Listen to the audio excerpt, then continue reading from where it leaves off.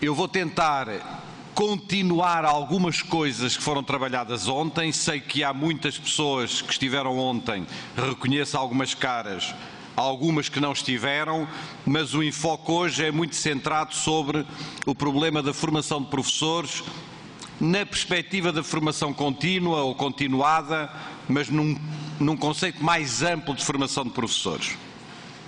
Vou procurar deixar-vos algumas inquietações, algumas reflexões. Em alguns momentos, tal como disse ontem, em alguns momentos eu procuro levar a argumentação um pouco até ao limite, não é? Isto é, exagerar um pouco na argumentação, exagerar um pouco nas coisas que vou dizendo, para que elas fiquem mais nítidas e para que permitam, a partir daí, um diálogo convosco. Decidi organizar a apresentação em 4 teses, e a tese tem justamente essa vantagem que ela pode ser argumentada e contra-argumentada. Podemos estar de acordo com ela ou podemos definir uma contra-tese, um contra-argumento sobre esta matéria. E tentarei, por isso, enfim, ser o mais claro possível e também polémico, num certo sentido, sobre estas 4 teses.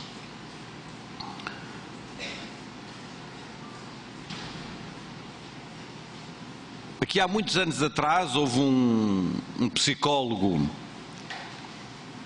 francês, um psicopedagogo, na verdade, um homem muito conhecido naquela época, princípio da década de 70, um senhor chamado Maurice Roquelin, que escreveu vários tratados de pedagogia, de psicologia, etc., e que um dia definiu o pesquisador em educação da seguinte maneira.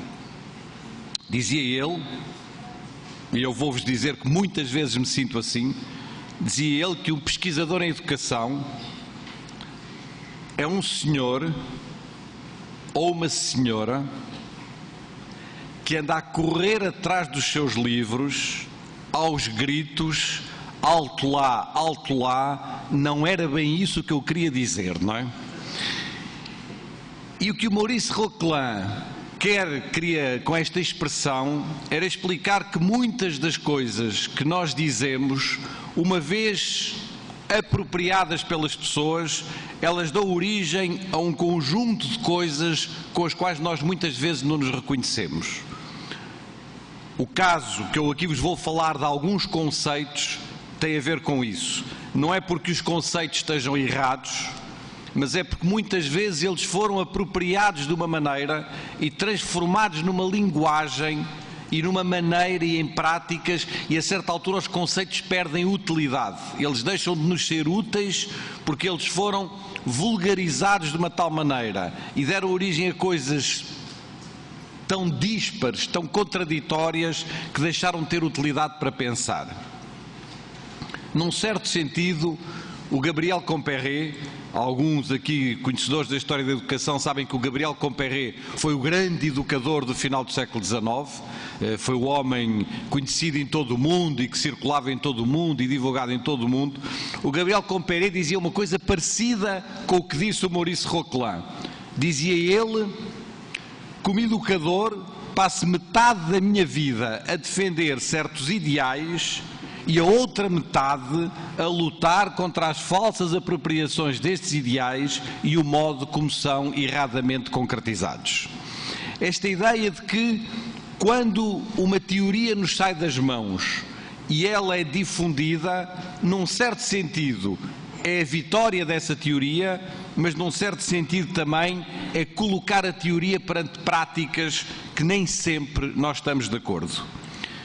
Digo-vos isto porque eu julgo que nos últimos 25 anos houve uma enorme revolução na formação de professores. Nos últimos 25 anos mudou quase tudo na formação de professores, mudou muito do que nós acreditávamos e mudou em particular a partir de 3 conceitos que se tornaram conceitos muito importantes.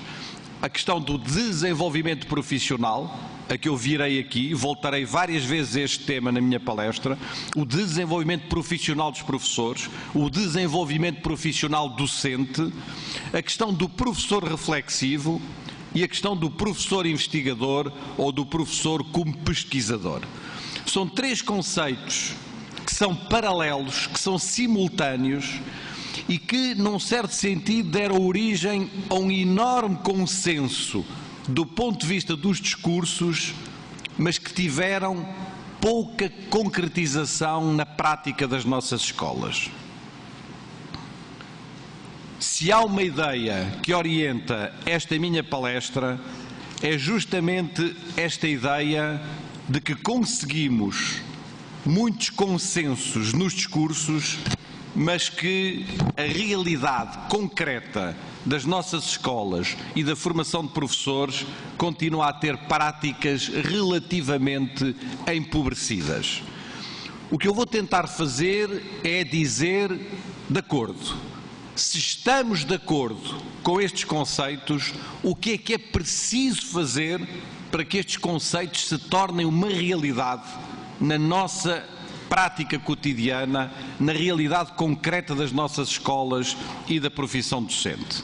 Num certo sentido, é isto que eu procurarei partilhar convosco e falo-ei a partir de 4 ideias que, como eu vos disse, formularei em termos de 4 teses, e as 4 teses são a necessidade de conceber a formação de professores a partir de dentro, e o que eu quero dizer com esta frase é a partir de dentro da profissão, a necessidade de conceber a formação de professores a partir da ideia do conhecimento docente ou do conhecimento profissional docente, a ideia do reforço das redes e das partilhas na área da formação de professores e, finalmente, uma coisa que me veio ontem à noite, uma proposta um bocadinho utópica, provavelmente, será que poderíamos imaginar a criação de um centro académico de educação de uma maneira que eu vos vou aqui configurar no final da palestra e por razões que vos explicarei na fase final desta minha conversa. Em tudo o que eu vos disser está sempre este triângulo, que é um triângulo absolutamente central na formação de professores, que é o triângulo de que a formação de professores tem que contribuir ao mesmo tempo para o desenvolvimento profissional, para o desenvolvimento pessoal e para o desenvolvimento organizacional das escolas. Isto é, que a formação de professores tem que atender a estas 3 dimensões, à dimensão pessoal, à dimensão profissional e à dimensão organizacional. E que, portanto, não podemos apenas fazer uma formação de professores que tenha como referências um polo deste triângulo, um vértice deste triângulo, esquecendo os outros 2 vértices, esquecendo as outras 2 dimensões da formação. Comecemos então pela primeira tese, que é obviamente uma tese muito polémica. Talvez a tese mais polémica que eu vou partilhar convosco seja a primeira e a quarta. A segunda e a terceira são talvez menos polémicas do que a primeira e a quarta. Na primeira tese eu digo assim: é preciso conceber a formação de professores a partir de dentro da profissão. E ao dizer isto, eu estou a dizer implicitamente que a formação de professores hoje não é feita a partir de dentro da profissão, mas é feita a partir de fora da profissão. Eu estou a dizer que a formação de professores hoje é feita no exterior da profissão e não no interior da profissão. E estou a dizer, é o meu argumento, um dos meus argumentos principais, que se não conseguirmos trazer a formação de professores para dentro da profissão, não conseguimos uma renovação dos programas da formação de professores. Nos últimos 40 anos, houve o desenvolvimento de muitos especialistas, de muitas teorias de muitos conceitos, de muitos discursos e todos eles muito importantes para os professores. Lembro nos anos 70 a emergência das ciências da educação, a emergência dos especialistas universitários, dos pesquisadores em educação, etc. Recordo na década de 80 as grandes reformas do currículo que deram origem àquilo que se designa pela indústria do ensino, materiais didáticos, livros didáticos, um conjunto de programas mais elaborados, de instrumentos e de ferramentas colocadas nas mãos dos professores. Lembro na década de 90 a revolução na gestão e direção das escolas, com a emergência dos administradores, dos diretores, das pessoas que tomaram a responsabilidade pela organização escolar e a maneira como as organizações escolares passaram a ter uma outra forma de organização. Recordo, na primeira década deste século, as tecnologias digitais, a revolução das tecnologias digitais e a maneira como essa revolução está a ter um impacto impressionante junto do ensino e das nossas práticas pedagógicas. Mas, num certo sentido, estas 4 grandes evoluções, e poderíamos falar de outras, acabaram, peço-vos que acompanhem bem este meu argumento porque ele é decisivo, acabaram por comprimir um pouco os professores, acabaram por asfixiar mais os professores do que, num certo sentido, libertá-los. Isto é, o campo dos professores parece que ficou um pouco diminuído com esta gente toda que passou a ocupar-se das coisas da escola e que não ganhou um reforço que devia ganhar. Num certo sentido, o que eu advogo nesta conferência é que é preciso ter os contributos de toda esta gente, mas que tem que haver uma expansão, um reforço autonómico do campo profissional dos professores. Da mesma maneira, é a ideia de uma espécie do regresso dos professores, de que já aqui ontem vos falei. Num certo sentido, nós podemos dizer que nestas últimas décadas houve uma grande evolução dos formadores de professores, de especialistas internacionais, de especialistas de currículo, de autores de livros escolares, de pesquisadores em educação, de gestores escolares, de tecnólogos da educação. Isto é, houve um conjunto de especialistas e de profissionais que se desenvolveram à volta dos professores, que são pessoas que podem dar um grande contributo para o trabalho pedagógico e para o trabalho dos professores, mas que, num certo sentido, se desenvolveram à volta dos professores e que muitas vezes acabaram por diminuir ou por comprimir o espaço vital da profissão. Creio que em tudo o que eu vos disser vai estar presente a ideia de que é preciso reforçar o espaço vital da profissão. E reforçar o espaço vital da profissão implica questões do ponto de vista social, do ponto de vista profissional, do ponto de vista do conhecimento e também do ponto de vista dos programas de formação de professores. Esta fenda que se criou entre as expectativas e as exigências sobre o trabalho dos professores, considerados profissionais essenciais para a sociedade do conhecimento, considerados as pessoas e os profissionais mais importantes do ponto de vista social, mas ao mesmo tempo reduzidos a um estatuto profissional relativamente pouco prestigiado, com pouca autonomia, com um recrutamento frágil, com uma formação frágil, com pouco prestígio social, esta espécie de fenda que se criou é uma fenda dramática na área do ensino e da profissão. Tudo o que eu vos disser vai no sentido de considerar que é preciso fechar esta fenda, que é preciso que esta fenda não se alargue como se tem alargado nos últimos anos, mas que ela se reduza e que, num certo sentido, os professores sejam eles próprios os responsáveis pela sua profissão e pela formação das novas gerações. É isto o que eu designo pela necessidade de devolver a formação de professores aos professores. E quando eu utilizo o conceito de devolver, é porque de algum modo ela lhes foi retirada. No passado, quem formava professores eram outros professores. Hoje em dia, a maioria das pessoas que forma professores não são professores. Isto é, são pessoas que não têm uma experiência profissional docente, que não pertencem à profissão. E isso é uma questão dramática do ponto de vista da formação de professores. Mas será que os historiadores, os psicólogos, os biólogos, enfim, um conjunto de outros especialistas do currículo, especialistas internacionais na área da avaliação, nacionais, não têm um papel na formação de professores? A resposta é sim, tem um papel e este papel é importante.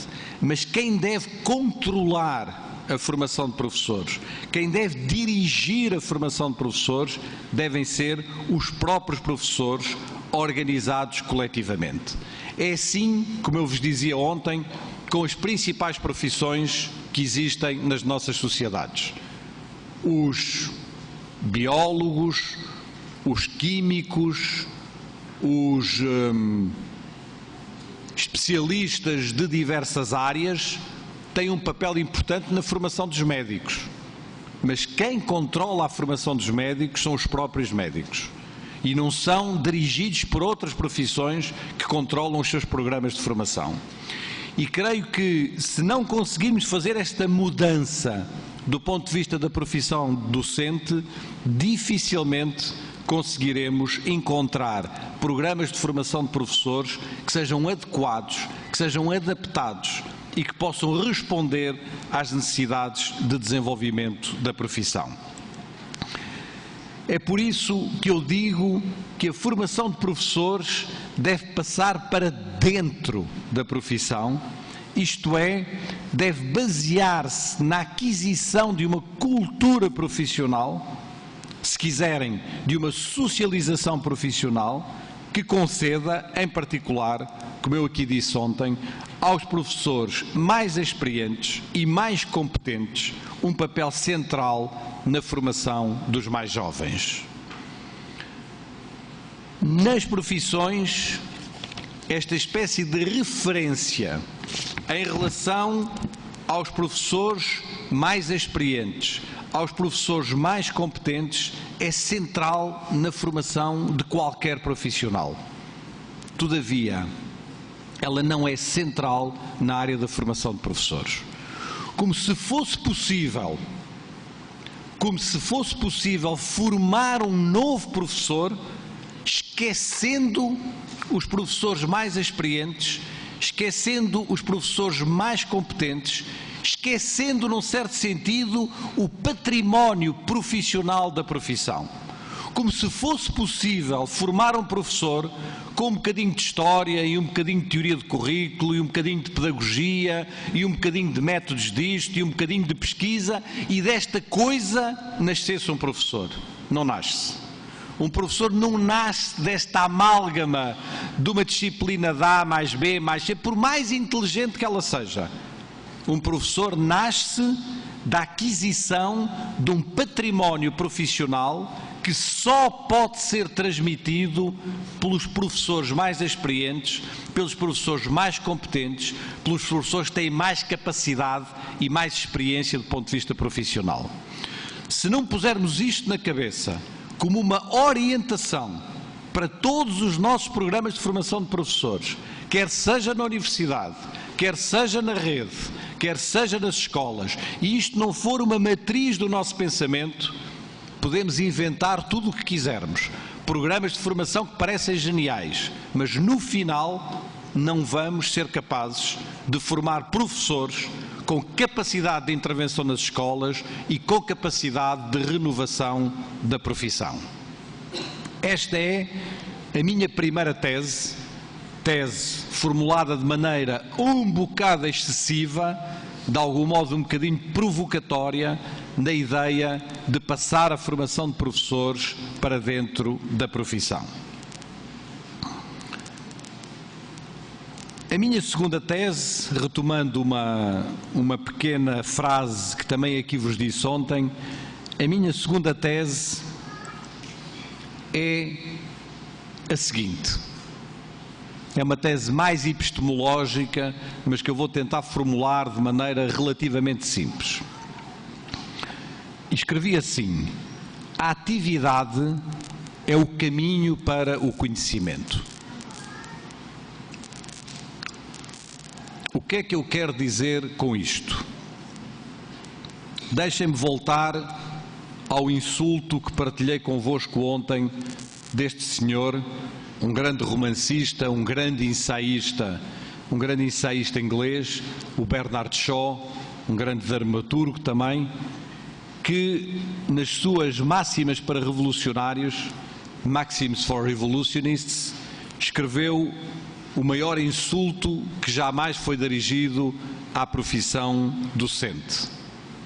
Quem sabe faz, quem não sabe ensina. Este insulto tem circulado em todo o mundo, já o ouvi nos Estados Unidos, já o ouvi na Europa, já o ouvi até na Ásia, não é? Quando se quer criticar os professores ou criticar a profissão docente, no fundo como uma profissão que não sabe grande coisa e anda ali para entreter umas crianças e pouco mais, e quem não sabe ensina. Curiosamente, é uma mania minha, quando eu ouço uma frase, não sou capaz de ouvir a frase sem ir à procura da sua origem, do primeiro lugar onde ela foi dita. Aliás, esta frase circula em todo o mundo, mas ninguém sabe quem foi o seu autor, não é? Raras pessoas sabem que o autor desta frase foi o Bernard Shaw, não é? E já ouvi atribuir esta frase a 50 pessoas diferentes. Eu fui à procura da origem da frase. Fui à procura deste livro do Bernard Shaw. Fui à procura de perceber em que contexto é que a frase tinha sido dita e tinha sido escrita. E achei muito curioso o que o Bernard Shaw diz a seguir a esta frase. E vou partilhar convosco o que ele diz a seguir a esta frase, que no fundo resume a segunda tese que quero partilhar convosco. Diz o Bernard Shaw assim: a atividade é o único caminho para o conhecimento. E depois acrescenta: os homens são sábios na proporção não da sua experiência, mas da sua capacidade para pensarem a experiência. Porque se fosse possível aprender apenas com a experiência, então as pedras das ruas de Londres seriam mais sábias do que o mais sábio dos homens. Retenham esta frase extraordinariamente importante do Bernard Shaw: a capacidade para pensar a experiência. E a capacidade para pensar a experiência é elaborada pelo Bernard Shaw no quadro da ideia de que a atividade é o único caminho para o conhecimento.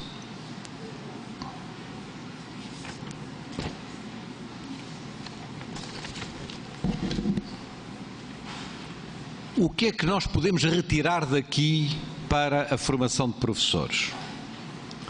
Podemos retirar esta ideia que parece simples, mas que é muito complexa, de que só a partir da nossa atividade, de que só a partir da nossa experiência, de que só a partir da nossa capacidade para pensarmos a experiência é que podemos chegar ao conhecimento. Isto é, de que o conhecimento não está nos livros quaisquer, não está numas enciclopédias quaisquer, não está num conjunto de disciplinas díspares quaisquer, não está num conjunto disperso de culturas, de ideias, de erudição, etc., que o conhecimento profissional nasce da capacidade para pensar a experiência. Obviamente que estamos aqui no famoso conceito do professor reflexivo, na capacidade para pensar e para refletir sobre a experiência, não é? Não é a experiência em si que nos dá a formação. Não é por termos 30 anos de ensino que somos mais conhecedores do que aqueles que têm menos. Aliás, já alguns me ouviam contar a história do John Dewey. O John Dewey é o grande pedagogo norte-americano do século XX, que um dia, no final de uma palestra, alguém se dirigiu para ele e disse: bom, o senhor andou aí a falar de coisas, mas eu sou professor há 15 anos, eu tenho muito mais experiência do que o senhor, eu sei muito mais dessas coisas todas do que o senhor sabe. E o John Dewey respondeu a este colega, dizendo, com grande humildade, dizendo: provavelmente o senhor tem razão, mas esclareça-me apenas um ponto. Quando o senhor diz que tem 15 anos de experiência como professor, o senhor tem mesmo 15 anos de experiência ou o senhor tem apenas 1 ano de experiência repetido 15 vezes, não é? E isto é muito importante, porque a experiência por si só não forma ninguém. Antes pelo contrário. Se uma prática pedagógica é errada, se uma prática pedagógica é uma mera rotina, se uma prática pedagógica é rotineira, não é por repetirmos esta mesma prática 2 vezes, 3 vezes, 4 vezes, 5 vezes, 6 vezes, etc., que aprendemos o que quer que seja. Não é a experiência que forma. Voltem ao Bernard Shaw. É a capacidade para pensar a experiência. É a capacidade para refletir sobre a experiência e dela produzir conhecimento profissional. E é nesse sentido que o Lee Shulman é um autor a que eu voltarei um pouco mais tarde, é um autor de que eu gosto particularmente, se diz: vejam bem, o problema não é transformar o conhecimento em prática pedagógica, mas sim transformar a prática pedagógica em conhecimento profissional. Vejam bem o que o Lee Shulman está a dizer nestas 4 linhas. Nestas 4 linhas, o Lee Shulman está a pôr em causa programas de formação de professores que são vigentes há 100 anos.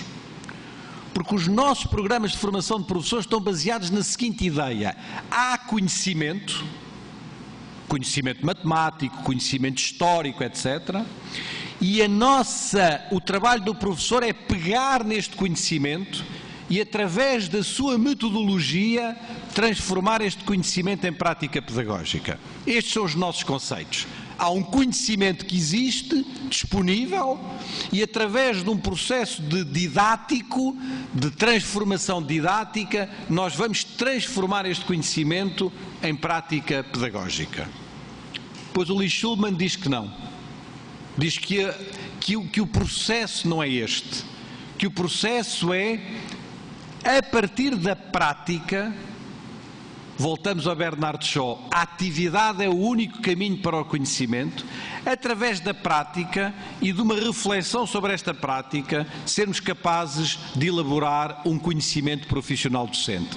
É um processo que é quase ao contrário do processo descrito. O processo das 2 primeiras linhas vai num sentido para o sentido contrário, e o que o Lee Shulman nos alerta é a necessidade de fazer o processo justamente no movimento inverso, no movimento de reflexão sobre a prática e de reforço das componentes reflexivas dessa prática. E é nesse sentido que ele diz que a formação de professores se tem que basear sempre nestas 3 ideias: estudo dos casos, O Lee Shulman insiste muito na ideia do estudo dos casos, não é? Os casos de alunos que têm dificuldades de aprender, os casos de situações pedagógicas que estão a funcionar mal, os casos de escolas que não estão a obter os resultados necessários. Podemos estudar esses casos, analisar essas práticas e depois definir uma ação pedagógica coerente, uma ação de intervenção coerente que de algum modo permita responder a estes problemas. Diz-nos o Lee Shulman, é assim com os médicos. Porquê é que não há de ser assim com os professores? O que é que os médicos fazem depois de adquirirem uma formação inicial de base na Faculdade de Medicina? Parênteses. E esta formação inicial de base mais académica é muito importante para os médicos, como é muito importante para os professores. Eu não estou aqui a discutir esse ponto agora. Estou a discutir o ponto da inserção na profissão e da formação continuada de professores, não é?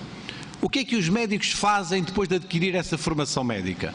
Vão para os hospitais, vão para a cama dos doentes, vão ao pé das camas dos doentes analisar os casos, discutir os casos com um médico mais experiente, discutir cada caso com os seus professores e depois, porque cada caso obriga a estudar um pouco mais e certos casos obrigam a ir fazer novas pesquisas e obrigam a ir fazer novas leituras e obrigam a ir testar certas ações clínicas, certas terapêuticas, e se as terapêuticas não funcionarem tem que se estudar mais e tem que se refletir mais e tem que se discutir mais e tem que se voltar a tentar uma nova terapêutica, e é por este processo que se forma um médico.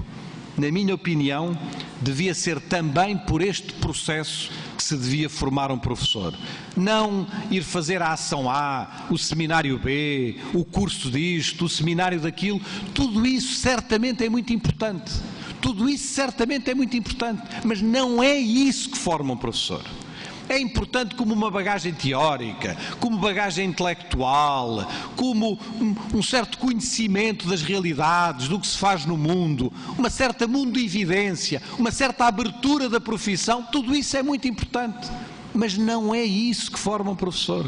O que forma um professor é a capacidade de estudar os casos, de analisar as práticas, de construir ações pedagógicas coerentes, de voltar a ver o que é que funcionou e o que é que não funcionou, de discutir isso com os colegas, de discutir com professores mais experientes, de ter um quadro de programa de formação de professores inserido nesta sua rotina profissional e não uma formação de professores que é feita fora da profissão, fora da rotina profissional, que é uma outra coisa.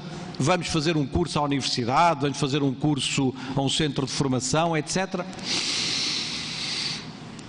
Não virá daí grande mal ao mundo, mas certamente não vem daí também grande bem para a formação de um professor. É por isso que nesta segunda tese eu falo na ideia de que a formação de professores deve assumir uma forte componente práxica. Práxica no sentido de uma prática refletiva, de uma praxis, uma forte componente práxica centrada na aprendizagem dos alunos e no estudo de casos concretos, tendo sempre como referência o trabalho escolar. Isto é, a referência da formação de professores não é a história da educação, ou a psicologia da educação, ou a sociologia da educação, ou a teoria do currículo, ou o desenvolvimento não sei do quê. A referência é o trabalho escolar. E se a história da educação nos ajudar a compreender o trabalho escolar, ótimo. E a sociologia da educação nos ajudar, ótimo. Mas são ferramentas que devem ter como referência o trabalho escolar e não um conjunto enciclopédico de saberes que dificilmente ajudam a uma formação de professores. E, portanto, o argumento é a necessidade de organizar a formação de professores no interior de programas de desenvolvimento profissional docente e no interior deste trabalho escolar, tal como eu procurei explicar-vos aqui. Deixem-me dizer assim com alguma convicção também.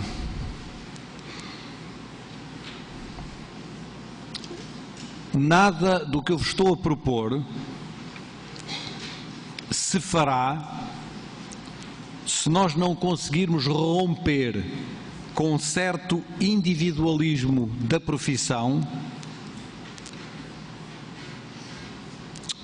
e até, deixem-me dizer assim, sabendo que isso não é verdade para muitos dos presentes, e até com uma certa desresponsabilização que por vezes existe no espaço da profissão. O que é que eu quero dizer com isto? Vou dizer-vos duas coisas com isto. Vou voltar, aliás, atrás, a um slide atrás, que me pode ajudar a clarificar duas coisas que eu vos quero dizer sobre isto.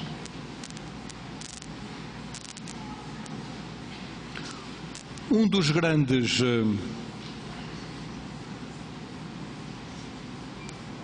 grandes autores pedagogos portugueses, eu considero, isto é uma sugestão para a Raquel, que eu acho que a Raquel o conhece também, o Sérgio Nisa. O Sérgio Nisa é, digo isto sem nenhuma falsa modéstia, é de longe o mais importante educador português contemporâneo, não é? É uma pessoa absolutamente extraordinária, é um homem de uma grande humildade e de uma grande modéstia, mas foi ele que esteve na origem de todas as grandes mudanças pedagógicas portuguesas e, por exemplo, a Escola da Ponte, nunca se liga à Escola da Ponte ao nome do Sérgio Nisa, mas a Escola da Ponte é o Sérgio Nisa que a faz em grande parte, ou pelo menos são os conceitos, e é ele que forma o Zé Pacheco é discípulo do Sérgio Nisa, etc. E, portanto, o Sérgio Nisa é de facto um homem que é uma grande referência. E o Sérgio Nisa escreveu, entre outros textos, isto que eu gostaria de partilhar convosco. A pedagogia não tem de ser científica, tem de ser assumida plenamente como um valor inestimável. É uma área de prática social indispensável, mas que se conquista pelo domínio dessa prática, fundada na reflexão dialógica, com opções teóricas, multidisciplinares e de ação. Reparem dois conceitos: área de prática social e reflexão dialógica, fazendo obviamente lembrar algumas das teorias do Paulo Freire e de algumas das correntes relacionadas com o Paulo Freire. Aprender, como na medicina, a fazer diagnósticos, a saber o que faz falta a uma criança, em vez de a empurrar da escola, em vez de a excluir da sociedade. Os médicos não podem fazer isso. Os professores também deviam ser proibidos de o fazer no plano da deontologia. O que é que o Sérgio quer dizer com isto? Quer dizer muitas coisas, mas uma das coisas que ele quer dizer é a seguinte: quando um doente chega numa situação difícil a um hospital, o médico, ao fazer o seu diagnóstico, sabe muito bem que alguma daquela doença pode ser causada, por exemplo, por uma situação de extrema pobreza, de exposição ao frio, ou que pode ser causada por uma situação de alcoolismo, ou que pode ser causada por uma situação de consumo de drogas, ou de excesso de drogas, ou que pode ser causada por uma situação de grande pobreza do ponto de vista social, etc. O médico não ignora isto e ele, na sua terapêutica, deve incorporar este conhecimento. Mas quando o doente lhe chega, a responsabilidade deontológica do médico é tratar o doente, é cuidar daquele doente, é resolver aquele problema da melhor maneira possível, ainda que o médico saiba que ele foi causado ou que pode ter sido causado por todos estes problemas. Ora bem, quantas vezes nós, na área do ensino, utilizamos estes problemas não para os compreender, mas como uma justificação para não fazermos nada. A criança é pobre, veio de meios analfabetos, há muita pobreza, está mal alimentada, não há nada a fazer.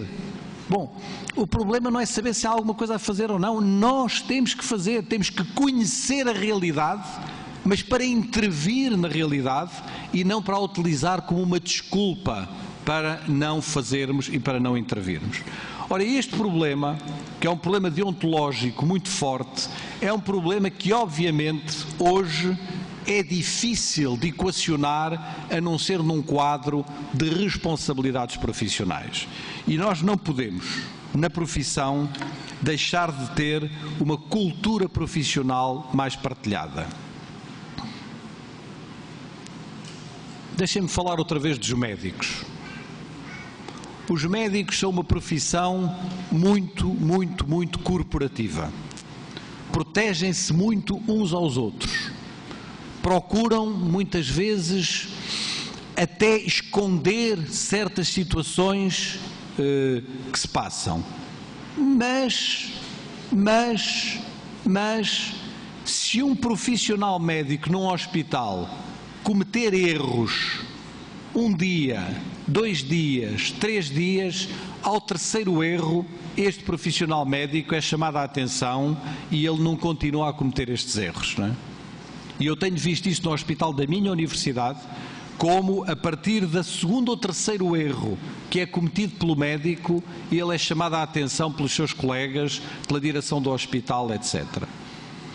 Nós, professores, convivemos, na minha opinião, demasiado bem, convivemos com muita facilidade com colegas que às vezes estão nas nossas escolas, às vezes na sala de aula ao lado da nossa, e que durante 5 anos, 10 anos, 15 anos, 20 anos, nós sabemos que não tratam bem as crianças, nós sabemos que não têm, do ponto de vista profissional, o compromisso, a competência que deviam ter, e muitas vezes nós fechamos os olhos. Porque se não fechamos os olhos é uma carga de problemas, uma série de trabalhos, uma série de dificuldades, arranjamos conflitos, arranjamos problemas. O melhor é fechar os olhos, fechar os ouvidos, não ouvir nada e fazer de conta que não é connosco. O problema é que é connosco.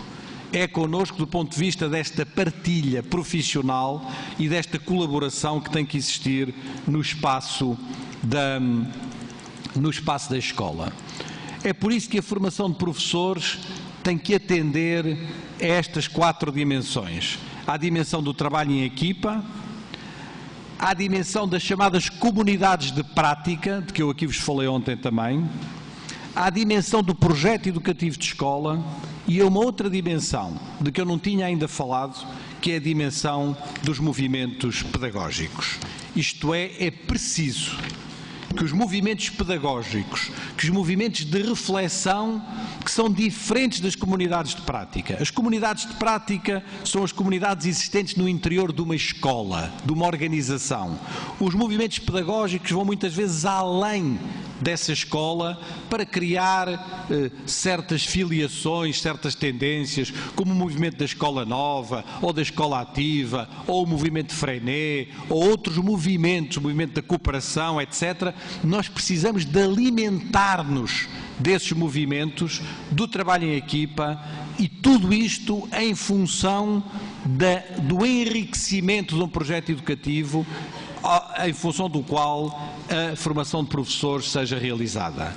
Num certo sentido, a minha terceira tese tem a ver com a necessidade de integrar a formação de professores no projeto educativo da escola, concebendo o desenvolvimento profissional como parte integrante deste projeto educativo da escola. Isto é, quando concebemos um projeto educativo de escola, uma componente desse projeto é a formação dos seus professores, é o desenvolvimento profissional dos seus professores, e isto deve estar extraordinariamente integrado uma coisa com a outra. Um projeto educativo de escola, permitam-me só 3 minutos muito rapidamente para tentar responder a algumas perguntas que ontem ficaram sem resposta. Um projeto educativo de escola que deve estar centrado na aprendizagem, mas numa aprendizagem que hoje tem fundamentos teóricos, tem fundamentos práticos muito diferentes do que tinha há 10 anos atrás. Vou apenas assinalar-vos brevemente 3 ou 4 elementos desse novo mundo que eu designo aqui por esse admirável mundo novo da aprendizagem. Durante muito tempo, a pedagogia, a formação de professores esteve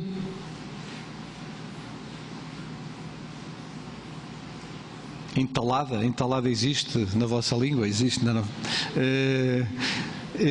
A formação de professores esteve entalada entre duas grandes ciências que de algum modo asfixiaram a pedagogia, não é? De um lado a psicologia, do outro lado a sociologia, não é?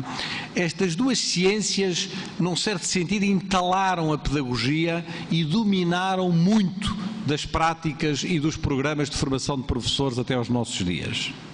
Hoje, a aprendizagem, a nova aprendizagem, tem referências num conjunto de outras ciências, num conjunto de outras abordagens que são muito mais importantes para entender o trabalho dos professores e para reforçar este trabalho do que propriamente as tradicionais disciplinas de origem psicológica ou sociológica. Falo-vos, por exemplo, das neurociências, que têm vindo a explicar a importância das emoções, a importância dos sentimentos, a importância da memória e da consciência no processo da aprendizagem. Falo-vos, por exemplo, das teorias da complexidade, que têm vindo a explicar que nem sempre se aprende do mais simples para o mais complexo, que nem sempre se aprende do mais concreto para o mais abstrato. E esta ideia de que se aprende do simples para o complexo e do concreto para o abstrato é muito típico dos professores e da maneira como nós nos relacionamos com a aprendizagem. Falo-vos, por exemplo, das teorias da imprevisibilidade, da chamada gestão desorganizada da aprendizagem. Deixem-me acabar com a quarta tese, que vou, se calhar, é também uma tese, é mais uma provocação, de maneira que eu vou fazer isto rapidamente e depois, se ficar pouco claro, vocês dir-me-ão. Ontem à noite nós estivemos a jantar com a Raquel e com os colegas, com o secretário. Cheguei já um pouco tarde ao hotel, mas tive que gerir ainda por e-mail um pequeno problema relacionado com uma das maiores mudanças que nós fizemos já agora no meu mandato como reitor na Universidade de Lisboa. Nós fizemos uma grande mudança na área da medicina. E a mudança foi a seguinte: nós tínhamos a Faculdade de Medicina, a Universidade, que tinha a sua Faculdade de Medicina, tínhamos um conjunto de centros de pesquisa na área da saúde, não é? Tínhamos 23 centros de pesquisa na área da saúde, cada um com o seu espaço, com o seu local, com a sua direção, etc. E tínhamos, obviamente, o hospital, que não pertencia à Universidade, mas que pertencia ao Ministério da Saúde e que é um dos grandes hospitais de Lisboa. Nós pegamos nestas três coisas e pusemos estas três coisas todas juntas. Pegamos nisto tudo, ficou tudo dentro de uma coisa a que chamamos Centro Académico de Medicina de Lisboa. Acabamos, fechamos algumas instalações, pusemos toda a gente dentro de um mesmo centro académico, onde há a formação médica, onde há a pesquisa e onde há os cuidados de saúde à população. E, portanto, ficou tudo junto dentro de uma mesma entidade. Devo dizer que é uma mudança importante, mas é uma mudança que tem alguma tradição na área da medicina. Os hospitais escolares, os hospitais universitários, etc. A mudança, no entanto, foi mais acentuada porque nós caminhamos no sentido de ter uma mesma organização, uma única direção e, num certo sentido, uma mesma comunidade profissional. Este ponto, para mim, é muito importante. Isto é, o Centro Académico de Medicina de Lisboa é uma entidade uniforme, que tem lá dentro a Faculdade de Medicina, que tem lá dentro os centros de pesquisa, que tem lá dentro o hospital e que tem uma direção unificada e que tem uma comunidade profissional que tem uma grande diversidade, mas em que todos fazem tudo, não da mesma maneira. Isto é, os médicos do hospital dão aulas na Faculdade de Medicina e os médicos do hospital contribuem para formar os novos médicos. Os professores da Faculdade de Medicina têm tarefas no hospital, isto é, estão permanentemente ligados à prática, estão permanentemente ligados à clínica, estão permanentemente ligados a uma ação médica no hospital. Os pesquisadores dos centros de investigação dão aulas e muitas vezes têm também ensaios e trabalhos dentro do hospital. E, portanto, sendo pessoas diferentes, com identidades profissionais diferentes, fazem parte de uma mesma comunidade profissional, a comunidade profissional médica, não é? E contribuem de maneiras diferentes, ora para a formação dos médicos, ora para a pesquisa, ora para a prestação dos cuidados de saúde hospitalar.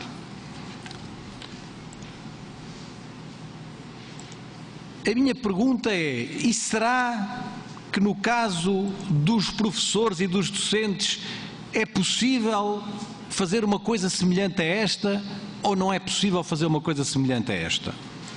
E ontem à noite inventei o Centro Académico de Educação de Porto Velho, não é? Isto é, inventei que um dia, se quiserem pôr ali Lisboa, podem pôr Lisboa, não é? Inventei que um dia talvez seja possível ter um centro académico de educação onde os professores universitários, os professores da rede, os pesquisadores estejam dentro de uma mesma instituição e façam parte de uma mesma comunidade profissional, em que os professores universitários ensinem nas faculdades de educação, nos institutos de educação, mas que de vez em quando deem aulas nas escolas da rede também e conheçam o que é concreto na escola da rede, que os professores que estão na rede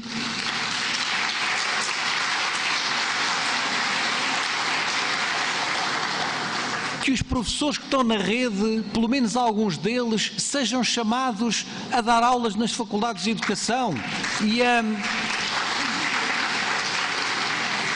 trabalhar, que os pesquisadores não estejam lá a fazer as suas pesquisas numa estratosfera qualquer, mas que façam pesquisas nos estudos de casos, nos estudos concretos das nossas escolas, quer dizer, que traduzam as suas teorias a partir de realidades concretas. Enfim, inventei este Centro Académico de Educação de Porto Velho, que provavelmente não será muito fácil de concretizar, mas que a concretizar-se deve ser ainda,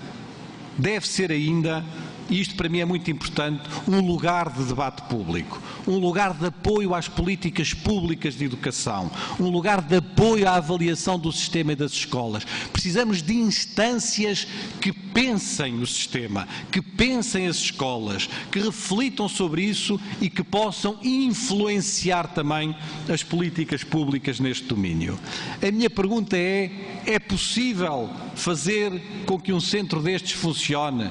Eu digo que sim, é preciso que ele seja uma organização coerente, com grande diversidade, mas com grande coerência, que tenha uma direção única e é preciso, este é talvez o ponto mais difícil, que os seus profissionais constituam uma comunidade solidária, colaborativa e cooperativa, mantendo a sua diversidade e a especificidade, mas revelando uma grande capacidade de diálogo e de interação.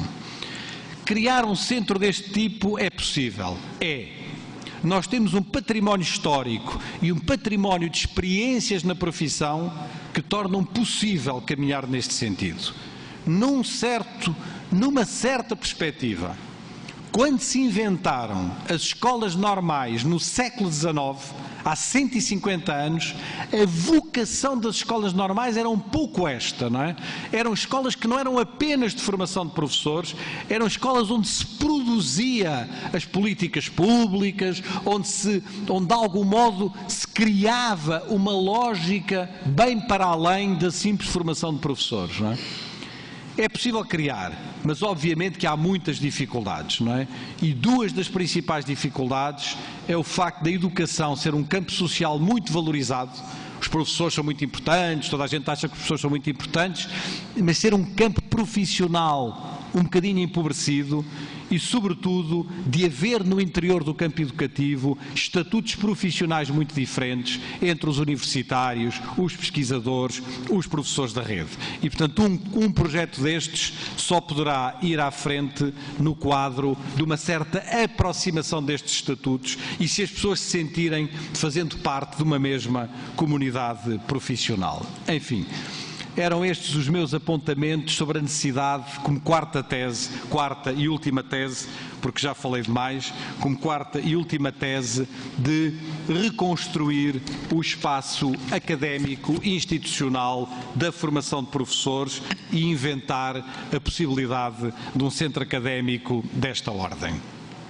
Falei-vos, para concluir, destas 4 teses, da necessidade de passar a formação de professores para dentro da profissão, de organizar a formação a partir de programas de desenvolvimento profissional docentes centrados no trabalho escolar, de construir a formação de professores num quadro de partilhas e de redes profissionais e, finalmente, de reconstruir o espaço académico e institucional da formação de professores através desta proposta de um centro académico de educação, seja em Porto Velho, seja em Lisboa, seja em algum outro sítio.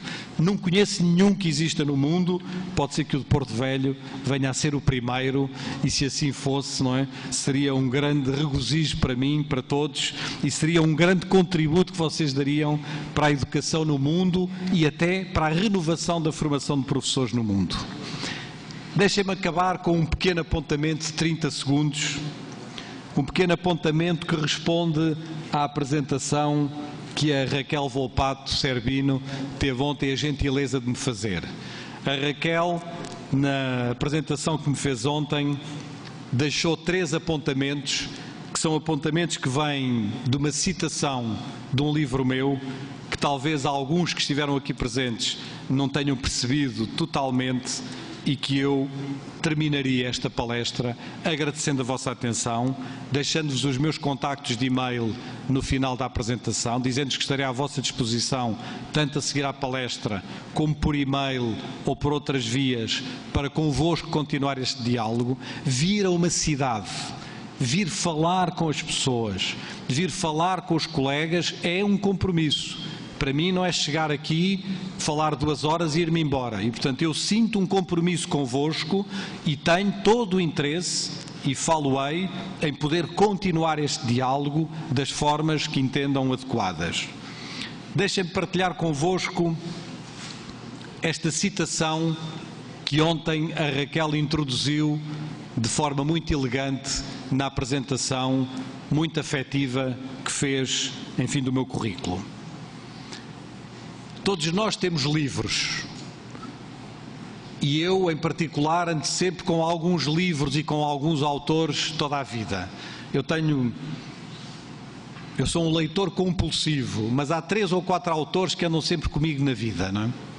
E um dos autores que anda sempre comigo na vida é um filósofo francês, um senhor chamado Michel Serres.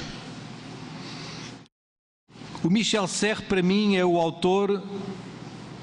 um dos autores que mais me ensinou a olhar para as coisas da educação. É um autor extraordinariamente difícil, porque é um autor muito metafórico, e nós lemos e relemos e relemos e estamos sempre a entender coisas diferentes ou coisas novas. Ele tem um livro que fez o ano passado 20 anos, chamado Le Tiers Instruit, o terceiro instruído. A importância do terceiro na relação educativa, não é?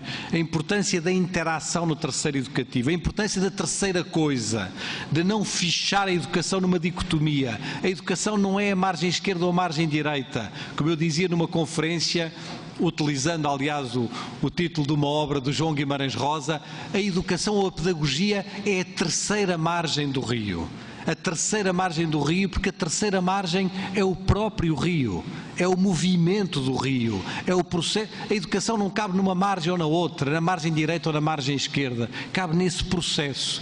É isto a ideia do terceiro instruído do Michel Serres. E o livro que eu li pelo menos umas 50 vezes, e acho que ao fim de 50 vezes ter lido o livro, eu talvez tenha entendido 10% do livro, portanto ainda tenho que ler aquilo mais umas 500 vezes, não é? Para tentar perceber o livro, não é? Mas é isso que faz a qualidade de um livro, não é? É que nós vamos lá e descobrimos sempre coisas novas. Uma das últimas vezes que eu li o livro acaba e depois na última página tem assim... tem um espaço em branco, na última página tem um espaço em branco e depois tem 3 linhas no final. E eu sempre achei, nas 50 leituras que fiz do livro, que aquilo era um erro tipográfico, quer dizer, que era uma coisa que estava mal impressa, não é? Que o livro tinha acabado, havia aquele resto da página em branco e depois aquelas palavras ali que aquilo não interessava nada, não tinha nenhuma importância, não é? E numa das últimas leituras que vi no livro disse, epá, mas se calhar estas 3 linhas são o que resume todo o livro, são o resumo do livro, não é? E pus-me a pensar que aquilo é provavelmente o que resume o livro e é talvez o que resume o trabalho do professor. Partilho-vos estas 3 linhas, não é? Com a minha leitura hoje destas 3 linhas do Michel Serres, por deferência perante os nossos colegas franceses e perante o Michel Serres, far-vos-ei a leitura primeiro em francês e depois na minha tradução para português. E essas 3 linhas dizem o seguinte: René, il connaît, il a pitié, enfin, il peut enseigner. O que traduzido para português literal quer dizer renascido, isto é, o trabalho do professor é um trabalho de renascimento. É um trabalho de renascimento, é como eu disse tantas vezes, o adquirir uma segunda pele profissional em cima da nossa primeira pele, da nossa pele pessoal. É um trabalho de renascimento, de reflexão sobre si próprio, de indagação, de reflexão sistemática, de inquietação também, porque a nossa profissão é uma profissão profundamente dilemática, é uma profissão do humano e, nesse sentido, estamos num processo permanente de renascimento. Renascido, ele conhece. Foi daquilo que eu vos estive a falar hoje durante toda a conferência. Não há professor sem conhecimento. O conhecimento é a matéria-prima do professor. O conhecimento das coisas e o conhecimento dos outros. O conhecimento do outro. Nós trabalhamos sobre uma matéria-prima que é o conhecimento e trabalhamos para despertar o conhecimento no outro. O George Steiner tem uma frase absolutamente fantástica sobre o trabalho dos professores. Diz ele, o nosso trabalho é inverter a equação a favor dos alunos. Isto é, conseguir que aquele ser que nós recebemos e sobre o qual temos uma autoridade sobre que devemos exercer, a nossa autoridade, isto já vem do Kant, o paradoxo da nossa autoridade, do professor, o grande paradoxo da profissão docente, é que nós devemos utilizar a nossa autoridade, e devemos fazê-lo, mas devemos utilizar a nossa autoridade para conseguir a autonomia e a liberdade do outro. Utilizamos a nossa autoridade ao serviço da liberdade do outro e inverter a equação a favor dos alunos, dizia o George Steiner. Voltemos ao Serres, ao Michel Serres. Renascido, ele conhece. Ele tem piedade. Piedade aqui é um termo muito difícil, porque ele tem uma conotação religiosa muito forte. Eu hesitei em traduzir entre piedade e compaixão, mas compaixão também tem a mesma conotação religiosa. Piedade aqui é utilizado no sentido filosófico do termo, e não no sentido religioso do termo. Ele tem piedade no sentido que ele tem que cuidar do outro. Ele tem uma responsabilidade perante o outro. Ele não tem apenas uma responsabilidade perante o conhecimento, ele tem uma responsabilidade perante o outro, perante a criança, perante o aluno, perante o jovem. E sem esse quadro de responsabilidade e de compromisso profissional, não há professor. Renascido, ele conhece. Renascido, ele conhece. ele tem piedade, perdoem-me ele ou ela, obviamente, não é? Numa plateia com tantas mulheres, renascido, ela conhece, ela tem piedade, enfim, ele pode ensinar. Enfim, ele pode dizer-se educador. Enfim, ele pode assumir por inteiro a sua profissão, uma profissão tão difícil, mas ao mesmo tempo uma profissão tão necessária, uma profissão que nos traz aqui hoje, com grande agradecimento da minha parte e com grande agradecimento também pela vossa atenção ao longo deste tempo. Muito obrigado.